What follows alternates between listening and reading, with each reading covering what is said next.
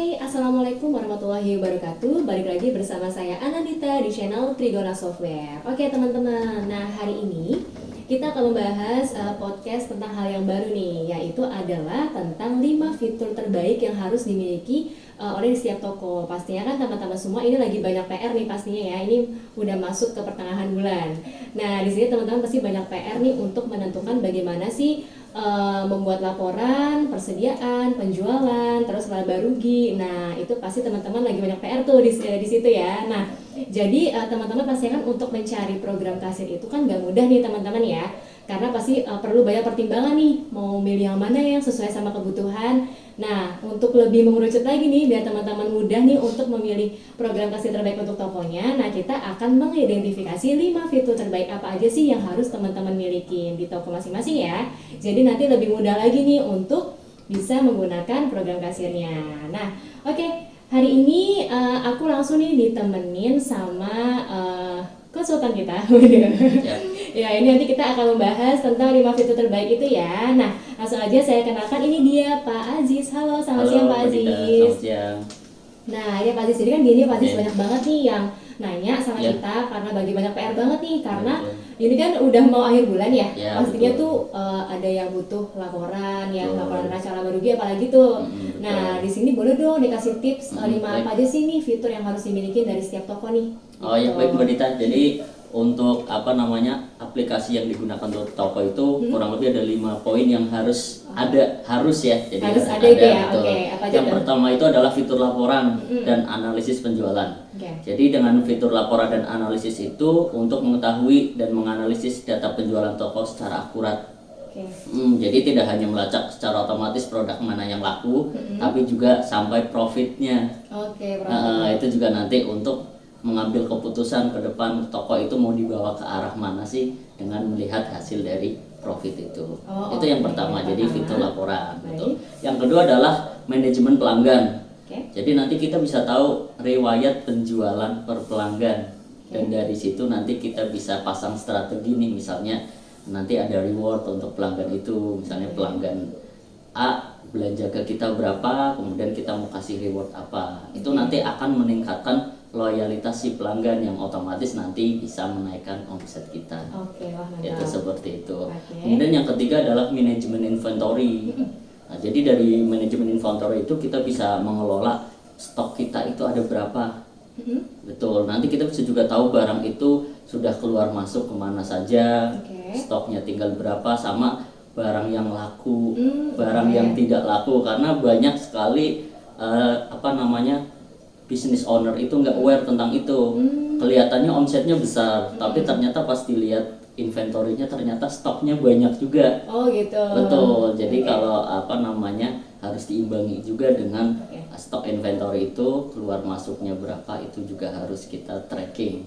Itu yang ketiga adalah manajemen inventory. Kemudian yang keempat itu adalah point of sale atau bahasa umumnya itu kasir. Kasir. Betul. Jadi dengan sistem kasir itu selain bisa terlihat lebih modern, itu juga nanti untuk mempermudah si kasir. Jadi nggak ada lagi tuh namanya pencatatan lagi secara manual dengan kertas dan lain-lain. Manfaatnya yang pertama meningkatkan pengalaman pelanggan. Jadi pelanggan pasti berarti tokonya udah modern nih, udah pakai stroke kasir. Kemudian terlihat keren karena tadi terlihat stroke, nggak pakai manual lagi. Kemudian mudah dan mudah diatur dan digunakan, karena apalagi udah pakai sistem scan ya, tinggal kita scan otomatis barangnya langsung muncul. Itu seperti itu. Dan yang terakhir adalah laporan laba rugi dan biaya-biaya. Nah, ini yang paling penting karena ujung dari sebuah usaha itu adalah laba rugi. Betul. Jadi sehingga nanti kalau kita pakai sistem yang sudah ada laba ruginya, untuk total keuntungannya itu kita nggak ngarang, nggak asal tebak-tebak. Jadi ada datanya, berapa omsetnya, berapa modalnya, itu nanti akan menghasilkan laba rugi kotor. Laba rugi kotor itu nanti dikurangi dengan pengeluaran-pengeluaran yang kita keluarkan, misalnya biaya gaji, listrik, itu nanti akan menghasilkan laporan laba rugi bersih. Sehingga nanti untuk kedepannya kita bisa evaluasi apakah bisnis kita ini untung atau rugi sih.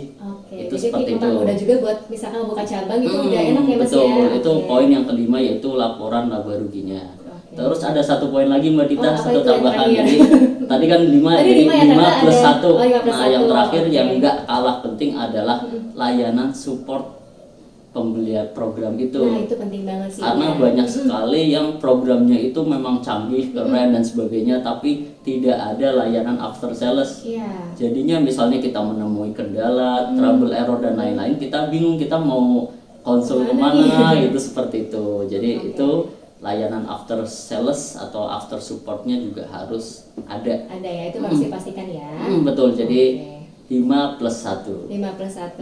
Betul, teman-teman. Oke, jadi tadi benar ya. Ini tolong diperhatikan teman-temannya, ada 5 plus 1 atau 6 poin nih ternyata yang harus teman-teman perhatikan saat mau membuka toko untuk program kasirnya ya. Karena pasti kan ini teman-teman mungkin udah pernah mulai program juga Mas, atau mungkin ada yang mau rencana nyari program. Jadi yang pertama adalah harus tahu laporan dan analisis penjualannya dulu. Terus habis itu fitur manajemen pelanggan. Terus ada point of sale juga. Terus laba rugi ya Mas ya. Betul, sama tadi inventory. Betul, sama manajemen inventory. Dan terakhir adalah after sales atau layanan setelah pembelian. Nah, tadi untuk ngomong nih Mas, untuk laporan itu kan pastinya ribet banget. Aku udah ngebayangin sih ribet banget. Nah, ini kira-kira program kasirnya itu ada nggak sih Mas yang bisa dipakai untuk semua divisi nih? Kan pengennya tempatnya akuntansi sendiri, admin sendiri. Nah, ada nggak sih program kasir yang bisa nyatu tuh semuanya? Ya baik, jadi dari 5 fitur tadi plus 1 itu 6 fitur. Itu tidak harus kita satu fitur itu pakai program ini, fitur ini. Nah, itu kan bisa jadi 6 program ya. Wah, itu akan merepotkan sekali. Nah, kita ada solusinya Mbak Dita. Jadi fitur-fitur itu ada di dalam satu produk, yaitu program IPOS. Wah, program IPOS. Ini udah semuanya Mas ya? Udah semuanya. Jadi kita cukup pakai satu aplikasi untuk semua laporan dan kebutuhan yang tadi saya sebutkan itu. Nah, ini kan pastinya ini Mas ya, untuk program ini ada hak akses nggak sih Mas? Karena kan takutnya ini sales pasti kan ada sih pengen lihatnya omsetnya berapa sih kayak gitu kan, pengen dirahasiain tuh, bisa nggak sih kayak gitu? Itu fitur wajib juga. Itu salah satu, berarti bisa ditambahkan nanti ada 7 poin. 7 poin ya. Jadi kita bisa atur hak akses sesuai dengan job desk dan kewenangan masing-masing. Jadi misalnya antara kasir, manajer, kepala toko sampai owner itu bisa melihat laporan yang berbeda sesuai dengan kebutuhannya. Betul, seperti itu. Mantap banget nih. Berarti nggak harus misalkan yang jadi yang mengatur laporan tuh harus akuntansi, enggak ya? Jadi orang-orang biasa bisa ya? Betul. Gitu ya? Jadi ini keuntungan pakai program.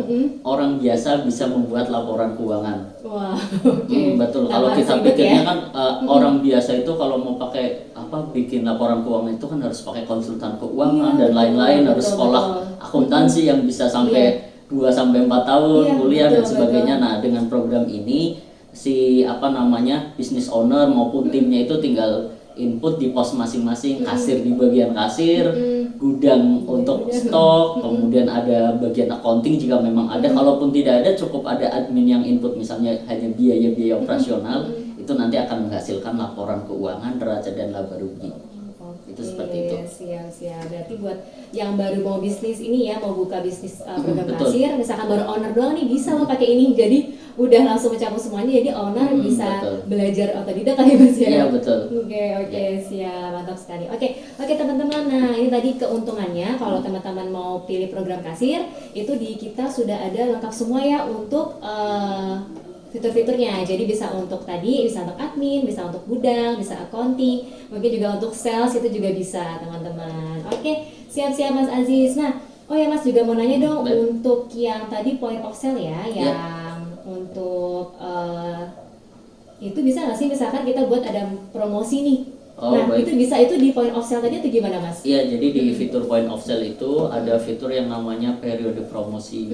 Nah, di situ nanti kita bisa setting produk-produk apa saja yang nanti kita mau masukkan di promosi itu. Misalnya ada event misalnya kayak awal tahun atau misalnya event Ramadan gitu ya. Itu nanti kita bisa masukin misalnya kayak sirup, kurma dan sebagainya itu ke promo itu, sehingga nanti bagian kasir tidak perlu masukin diskon secara manual. Aduh, nambah lagi nih. Betul, baik itu nanti berupa diskon ataupun berupa barang, misalnya beli 2 gratis 1, itu bisa disetting sedemikian rupa secara otomatis by system. Oke, bisa ya betul. Berarti ya. Oh, berarti bisa di aplikasinya juga bisa berarti bisa, ya? betul. Nanti otomatis di kasirnya, nanti tinggal bagian admin atau back office-nya yang setting sedemikian rupa sesuai dengan kebutuhan. Berarti itu udah di point of sale. Oke, siap Mas Aziz. Berarti udah terjawab semua ya teman-teman ya. Nah, tadi kemarin sempat banyak sih yang tanya itu ya tentang promosi, terus juga tadi hak akses itu bisa ya. Betul, bisa. Oke, siap. Baik. Nah, teman-teman semua, nah ini kan udah terjawab ya. Jadi ada sebuah program kasir yang lebih praktis dan tanpa harus merepotkan teman-teman nih